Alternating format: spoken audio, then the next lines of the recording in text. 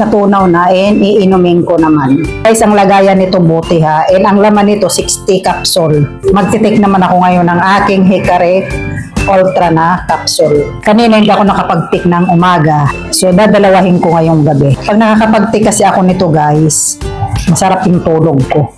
So ang pag-inom nito, isa sa umaga, isa sa gabi.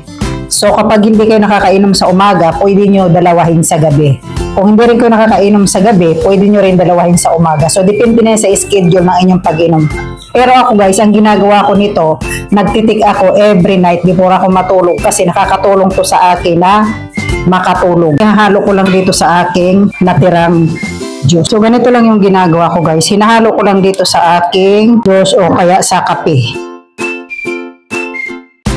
Kaya kung hirap kayo uminom ng capsule na mga vitamins o kaya mga gamot, ganito yung gawin nyo. Makakatulong to sa inyo. Hinahalo ko lang yan. Yan lang ang ginagawa ko. Kapag nahalo na yan siya, ako na siya iniinom.